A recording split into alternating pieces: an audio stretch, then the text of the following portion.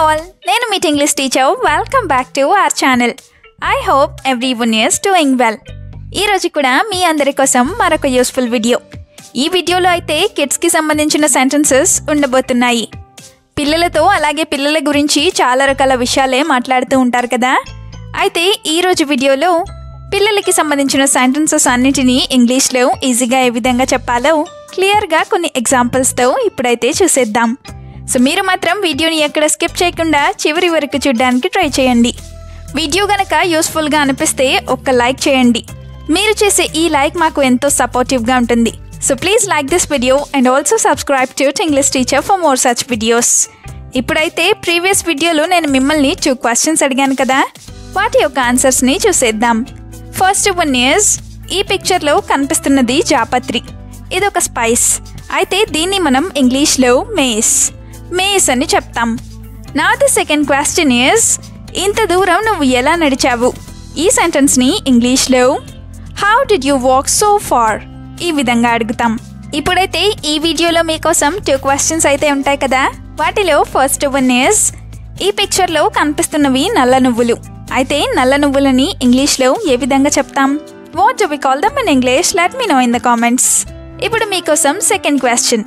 అదేంటంటే, నువ్వు చిన్న పిల్లలాగా ప్రవర్తించు. ఈ సెంటెన్స్ని మీరు ఇంగ్లీష్లో ఎలా చెప్తారో మర్చిపోకుండా కామెంట్ సెక్షన్లో కామెంట్ చేసి నాకు చెప్పండి. ఇదే విధంగా మీ సపోర్ట్ని ఎప్పుడు మీ లైక్స్ అండ్ కామెంట్స్ ద్వారా తెలియచేస్తూనే ఉండండి. ఇప్పుడైతే లేట్ చేయకుండా మన వీడియోని స్టార్ట్ చేసేద్దాం. Let's get started. First sentence of this video is, చదవమంటే నొప్పి అంటున్నావు.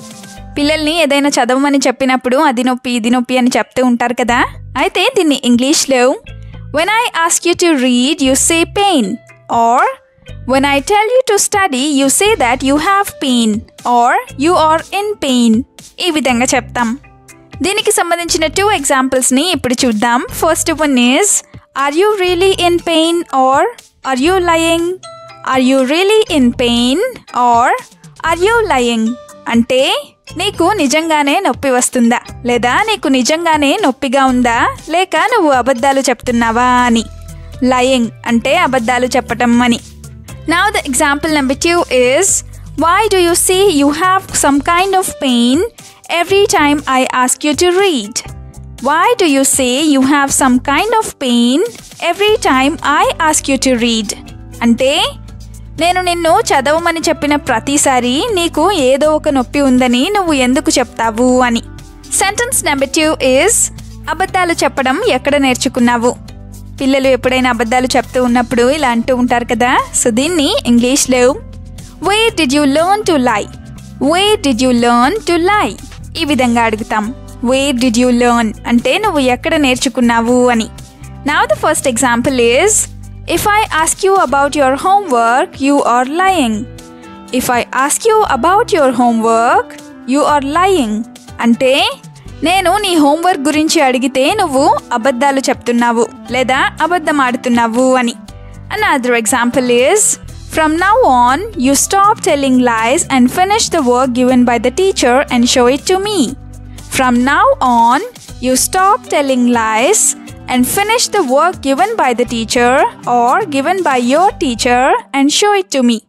అంటే ఇప్పటి నుంచి నువ్వు అబద్ధాలు చెప్పడం మానేసి మీ టీచర్ నీకు ఇచ్చిన వర్క్ని పూర్తి చేసి నాకు చూపించు అని. సెంటెన్స్ నెంబర్ 3 ఈజ్, వర్షంలో అస్సలు తడవకు. పిల్లలకి ఇలా చెప్తూనే ఉంటారు కదా. అయితే దీన్ని ఇంగ్లీష్లో don't get wet in the rain at all. Or you don't get wet in the rain at all ఈ విధంగా చెప్తాం. గెటింగ్ వెట్ అంటే తడిచిపోవడం అని. Let's have some examples of this sentence is, where are you running when it is raining heavily outside? Or where are you running when it's raining heavily outside? అంటే బయట ఇంత ఎక్కువగా వర్షం పడుతుంటే నువ్వు ఎక్కడికి పరిగెడుతూ వెళ్తున్నావు లేదా ఎక్కడికి పరిగెడుతున్నావు అని. ఇప్పుడు దీనికి సంబంధించిన సెకండ్ ఎగ్జాంపుల్ని చూద్దాం. అదేంటంటే, when it rains you don't really listen to me. When it rains you don't really listen to me. అంటే వర్షం పడినప్పుడు నువ్వు నా మాట అస్సలు వినవు అని. అదే when it rains you are not really listening to me. అంటే వర్షం పడినప్పుడు నువ్వు నా మాట వినడం లేదు అని. సెంటెన్స్ నెంబర్ 4 is, వర్షం పడినా స్కూల్కి వెళ్ళాలి, లేదా వర్షం వచ్చినా కూడా స్కూల్కి వెళ్ళాలి. ఇలా కూడా అంటూనే ఉంటారు కదా. అయితే దీన్ని ఇంగ్లీష్లో you have to go to school even if it rains. You have to go to school even if it rains. ఈ విధంగా చెప్తాం. ఈవెన్ ఇఫ్ ఇట్ రెయిన్స్ అంటే వర్షం పడినా కూడా లేదా వర్షం వచ్చినా కూడా అని. Now the first example is even if it rains all your friends go to school, why do you say you won't go? Even if it rains all your friends go to school, why do you say that you won't go? అంటే వర్షం పడినా కూడా నీ friends అందరూ స్కూల్కి వెళ్తారు, కానీ నువ్వు వెళ్ళను అని ఎందుకు అంటావు అని. Another example is I am leaving you just this once, next time you have to go to school. I am leaving you just this once, next time you have to go to school. అంటే నేను నిన్ను ఈ ఒక్కసారికి మాత్రమే వదిలేస్తున్నాను, next time నువ్వు స్కూల్కి వెళ్ళాల్సిందే అని. సెంటెన్స్ నెంబర్ 5 is స్కూల్లో పరిగెత్తకుండా జాగ్రత్తగా ఉండాలి. ఇలా కూడా ప్రతిరోజు చెప్తూనే ఉంటారు కదా. అయితే దీన్ని ఇంగ్లీష్లో You should be very careful not to run in school, or you should be careful not to run in school. ఈ విధంగా చెప్తాం. Being careful అంటే జాగ్రత్తగా ఉండటం అని. For example, if you fall in the school ground, you will get a big injury, so be careful. If you fall in the school ground, you will get a big injury, so be careful. అంటే నువ్వు గనక school గ్రౌండ్లో పడిపోయినట్లయితే నీకు చాలా పెద్ద గాయం లేదా చాలా పెద్ద దెబ్బ తగులుతుంది, అందుకే జాగ్రత్తగా ఉండు, లేదా కాబట్టి జాగ్రత్తగా ఉండు అని. Another example is you should walk very carefully while going to school as well as coming from school.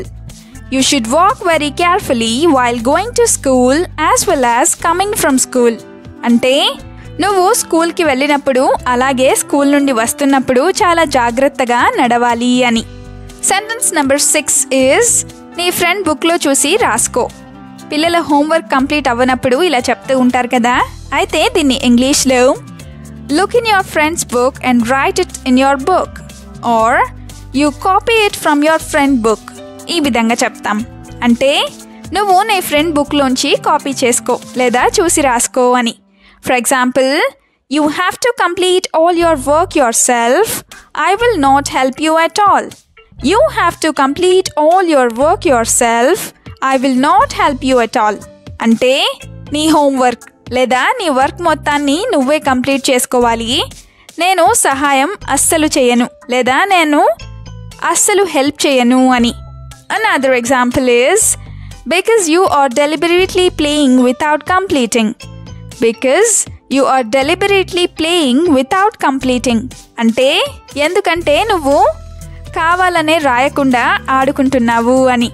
ఇదే సెంటెన్స్ని because you are playing without completing on purpose ఇలా కూడా చెప్పచ్చు. నెక్స్ట్ సెంటెన్స్ ఈజ్ నాకు ఏమి చెప్పడం లేదు ఎందుకు. పిల్లలు ఏది చెప్పనప్పుడు ఇలా అడుగుతూ ఉంటారు కదా. సో దీన్ని ఇంగ్లీష్లో why are you not telling me anything? Why are you not telling me anything? ఈ విధంగా అడుగుతాం. నాట్ టెల్లింగ్ ఎనీథింగ్ అంటే ఏమీ చెప్పకపోవడం అని. Now the first example is your teacher is scolding me because you don't tell me anything like this. Your teacher is scolding me because you don't tell me anything like this. అంటే నువ్వు ఇలాంటివి నాకు ఏమి చెప్పవు, మీ teacher నన్ను తిడుతున్నారు అని. Now the example number 2 is if you look at your phone without completing your work from today, I will complain to the teacher. If you look at your phone without completing your work from today, I will complain to the teacher, or I will complain to your teacher. అంటే నువ్వు నీ homework పూర్తి చేయకుండా phone చూసినట్లయితే నేను మీ టీచర్కి complaint చేస్తాను అని. Now the last sentence is 2 రోజుల్లో ఎగ్జామ్స్ ఉన్నాయి, చదువు. ఎగ్జామ్స్ ఉన్నప్పుడు ఇలా చెప్తూ ఉంటారు కదా. అయితే దీన్ని ఇంగ్లీష్లో you have exams in 2 days, study, or you have exams in 2 days, so study. ఈ విధంగా చెప్తాం. ఇన్ 2 days అంటే 2 రోజుల్లో అని. For example, if you study diligently at least the day before the exam, you will get good marks. If you study diligently at least the day before the exam, you will get good marks అంటే నువ్వు కనీసం exam ముందు రోజైనా సరే శ్రద్ధగా చదివినట్లయితే నీకు మంచి మార్కులు వస్తాయి అని. diligently అంటే శ్రద్ధగా లేదా పట్టుదలగా అని. Another example is start reading carefully from now on or you start reading carefully from now on అంటే కాబట్టి నువ్వు ఇప్పటి నుంచే జాగ్రత్తగా చదువు లేదా జాగ్రత్తగా చదవటం మొదలుపెట్టు అని. వీడియోని ఎండ్ వరకు చూసినందుకు థ్యాంక్ యూ సో మచ్. వీడియోలో ఉన్న సెంటెన్సెస్ అన్నీ తరచూ ప్రాక్టీస్ చేస్తూ ఉన్నట్లయితే you will become a better and fluent English speaker. ఈ వీడియో మీకు ఏ విధంగా అనిపించిందో మీ ఫీడ్బ్యాక్ని మాత్రం తప్పనిసరిగా కామెంట్ సెక్షన్లో కామెంట్ చేసి చెప్పండి. We'll meet you again with a useful and interesting video. Until then, keep learning, keep practicing and keep supporting Tinglish Teacher. Have a good day. Bye bye.